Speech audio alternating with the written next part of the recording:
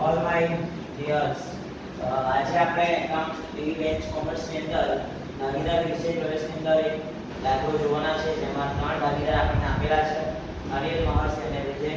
એ સરખા હિસ્સાના ભાગીદારો છે અને તેની કુલ મૂડી કેટલી આપી છે આપણને? 4,50,000. બરાબર, આ મૂડી આપેલી છે અને તેની મૂડીનું પ્રમાણ આપણને 1:3:2 પણ આપેલું છે. બરાબર, એનાથી આપણે પહેલા શું નાખીશું? ભાગ સુધી નાખીશું. કુલ ભાગ કેટલો થશે? 3/5 હવે આગળ પેઢી મૂડી પર વાર્ષિક 9% ના દરે વ્યાજ ચૂકવે છે. તો કેટલા ટકા વાળી આપણે શરૂઆત થશે મૂડી પર વ્યાજ? 9%. ભાગીદાર છે ને મૂડીના વ્યાજ સહિત 73,500 મળ્યા છે. વિજયને 73,500 મળી ગયા છે. તો ભાગીદાર અનિલ અને મહર્ષ મૂડીના વ્યાજ સહિત કેટલા રૂપિયા મળ્યા છે તે શોધવાનું છે.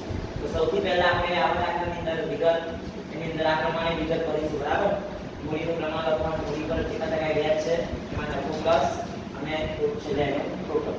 હવે ત્રણેયના ભાગીદારોનું નામ લખશું આપણે. હવે ત્રણેયનું પ્રમાણ શોધીશું.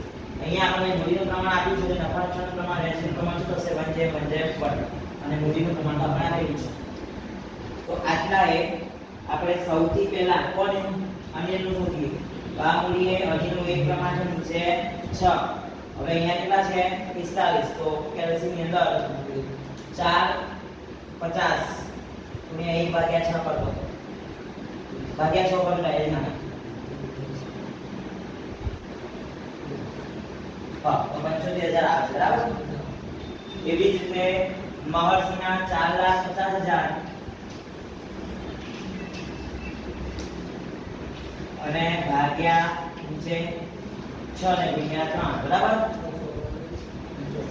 ગુણ્યા 90,000 આવશે. એવી જ રીતે બ્રિટેન છે તો 4,50,000 6 2 તારીખ 15 તારીખ 75. બરાબર, 150 આવે છે.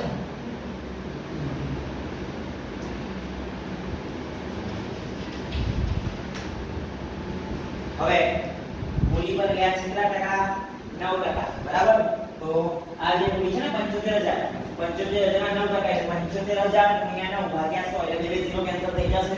750 ગુણ્યા 9 કરો.